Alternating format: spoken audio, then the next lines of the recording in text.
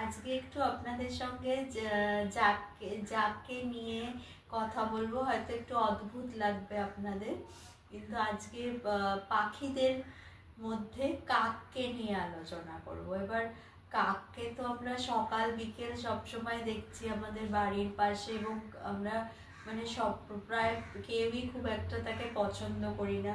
কিন্তু আবার পাখিদের মধ্যে যদি কাককে সব থেকে বিচক্ষণ পাখি হিসেবেও বলি, কথাটা কিন্তু খুব একটা অতিশয়োক্তি হবে না। তা এবার কর্ভিড পরিবারের মধ্যে যে প্রজাতি, তার মধ্যে দু রকম আছে, একটা দাঁড় কাক আর একটা পাতি কাক।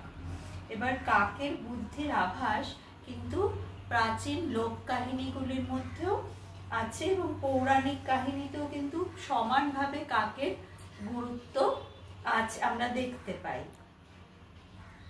এই যে নর্স মিথোলজির যে জ্ঞানের দেবতা যে ওডিন, তার জ্ঞানের উৎস কিন্তু তার দুটি পোষা দাঁড় কাক ছিল। একজনের নাম ছিল হুগিন আর একজনের নাম ছিল মুনিন।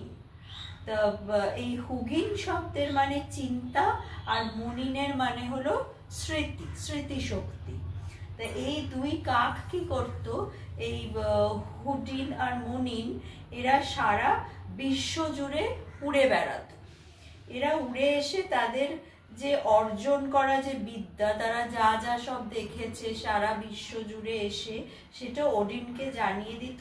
এবং এই কারণে কিন্তু কিছু মানে ভারতীয় নেটিভ আমেরিকান পুরাণে তাদের স্থান হয়েছে স্বর্গ ও মর্তের মধ্যেকার বার্তাবাহক হিসাবে এই কাকেদের।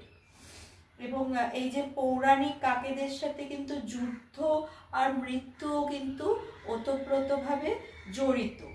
এবং কেল্টিক মিথে যুদ্ধের দেবী যে মরিগান কাক রূপে যুদ্ধ করতে যেত। এই বিশ্বাসে কিন্তু ravens of the tower of London কিংবদন্তির উৎপত্তি। এবং বিশ্বাস করা হয় যে 6টি দাঁড় কাক এই টাওয়ারটাকে রক্ষা করে থাকে, এবং তাদের অনুপস্থিতিতে কিন্তু পুরো টাওয়ারটাই ভেঙে যেতে পারে। মানে এতটাই ক্ষমতাশীল কিন্তু এই কাকেদের মানে মনে করা হয় সেখানে। আবার কাকের সঙ্গে আবার এক সর্বভোগ প্রকৃতিও জড়িয়ে আছে। যেমন যুদ্ধে কখনো হতাহতের সংখ্যা বেড়ে গেলে আমরা জানি যে শকুন শেয়ালরা আসে। আবার শকুন শেয়াল নেকড়ের সঙ্গে কিন্তু কাকেরও শবদাহ মানে মৃতদেহ তারা ভাগ করে খেয়ে নেয়। এবং খ্রিস্টান যাজকেরা কালো রঙকে কিন্তু শয়তান ও মৃত্যুর প্রতীক হিসাবেও দেখতেন। অনেক লোকবিশ্বাসের মতে কাক মৃত্যুর উপলব্ধি করতে পারে।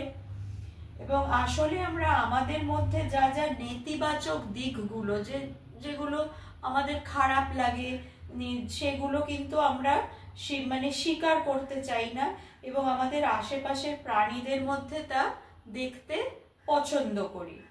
এবং এই যে কাক কিন্তু ফসলের জন্য আমরা মনে করি যে কাক ফসল খেয়ে নিচ্ছে, এটা খেয়ে নিচ্ছে, খাদ্যের খোঁজে এটা মানুষের আমরা তাকে প্রতিদ্বন্দ্বীও মাঝে মাঝে মনে করে ফেলি। আবার পৌরাণিক দিকে আমরা অনেকেই কেউ জানি না যে রামায়ণে কিন্তু কাকের উল্লেখ আছে, এবং সেখানে কাকের তার নাম হচ্ছে কাকভূষুণ্ডী। কাকের গুরু তাকে এই নামটা দিয়েছিল। তার ছিল সময় এবং কাল পরিভ্রমণের অদ্ভুত ক্ষমতা এই কালভূষুণ্ডীর। এবং তার যে একটা ঘটনা সেটা, এবং এই কালভূষুণ্ডী কথিত আছে যে মোট 11 বার রামায়ণের ঘটনা এবং মহাভারতের যুদ্ধ মোট 16 বার সে দেখেছে। কাকভূষুণ্ডী, এই যে কাকেদের যে, তার নাম কাকভূষুণ্ডী। এবং তিনি তার যে গল্প, সে ছিল মূলত অযোধ্যার একটি শূদ্র গোত্রীয় বংশের ব্যক্তি, এবং সে মহাদেবের উপাসক ছিল। এই তার আগে তো আর তার নাম কাকভূষুণ্ডী ছিল না, আগে সে একটি শূদ্র বংশীয় লোক ছিলেন এবং তিনি শুধু মহাদেবকে উপাসনা করতেন এবং বিষ্ণুকে অবজ্ঞা করতেন বলে তাকে শাপ দেওয়া হয়েছিল যে তুমি সাপ হয়ে থাকবে, তুমি মনুষ্য জন্ম তোমার চলে যাবে। এবং এরপরে সে কি করে যে সে আবার সেই জন্য তপস্যা করে এবং পরে শিবের কথা মতো 1000 বছর সে পরে আবার মনুষ্য জন্ম পেয়ে সে নিরাকারবাদী হয়ে সে রাম ভক্ত হয়ে যায়।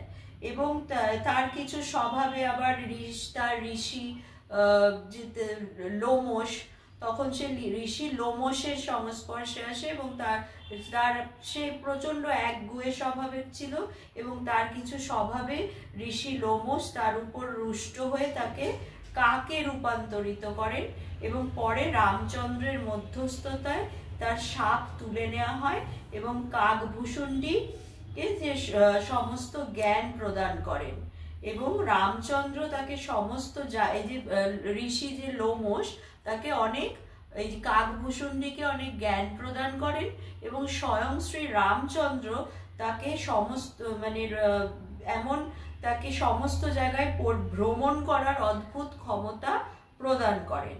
তাই আজকে আপনাদের সঙ্গে আমাদের চোখে যে রোজ দেখা একটি তুচ্ছ পাখি যে যাকে নিয়ে কিছু বলতে ইচ্ছে হলো এবং তার তো কোনো না রূপ আছে না গুণ আছে, কিন্তু পৌরাণিক কাক সে কিন্তু কখনো ভীষণ প্রজ্ঞাবান, কখনো বা প্রতারক, কখনো রক্ষক, আবার কখনো বা মৃত্যুর বার্তাবহ।